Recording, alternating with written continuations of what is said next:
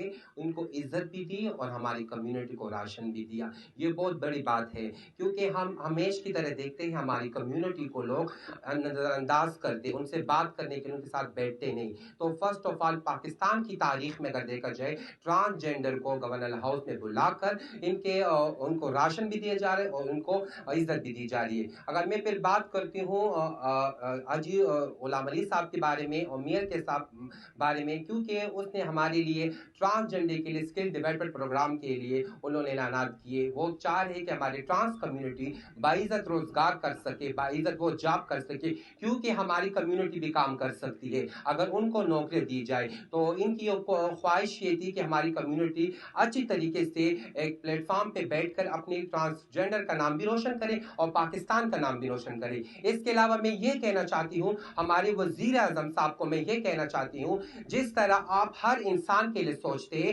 اس طرح trans community بھی ایسی طبقہ ہے کہ وہ بھی پاکستان میں اپنی لائف گزار رہے ہیں، تو ان کو بھی چاہیے کہ ان کے لیے پروگرامات کے اعلانات کرے. وفاق سے میں یہ ریکویسٹ کرنا چاہتی ہوں جس طرح میئر صاحب نے ہمیں بلا کے ہمیں رسپیکٹ دی، ہمارے لیے کام کیا، میئر زبیر علی، اس کے علاوہ جتنے چیئرمین ہیں عمران نویز صاحب، سب نے اسٹرگل کر کے اس ٹرانسجینڈر کے لیے کام کر رہے. تو میں وفاق سے بھی یہ ریکویسٹ کرنا چاہتی ہوں اور وزیر اعلیٰ خیبر پختونخوا سے بھی یہ ریکویسٹ کرنا چاہتی ہوں کہ ہمارے ٹرانسجینڈر الحمدللہ کام کر سکتے ہیں اگر آپ کو ان کو کام دے. اس میں ایجوکیٹڈ ٹرانسجینڈر موجود ہے. آپ یہی کہتے ہیں کہ ٹرانسجینڈر میں ایجوکیٹڈ نہیں ہے. آج الحمدللہ میں BA پاس ہوں، میرے ساتھ اور جتنے ٹرانس کمیونٹی ہے وہ لیکن ایجوکیشن کے بہا پہ ان کو نوکریاں نہیں دی جا رہی. تو میں ان کو یہی کہنا چاہتا ہوں کہ ہمیں نوکری دے. ہم بھی یہی چاہتے ہیں کہ ہم ناچ گانا نہ کریں، باعزت روزگار کر سکے، ایک اچھی ڈپارٹمنٹ ہم کام کر سکے. یہ موقع ہمیں وزیر اعظم سے بھی ریکویسٹ ہے، وزیر اعظم شہباز شریف سے بھی ریکویسٹ ہے کہ ہمارے لیے کچھ کر دے.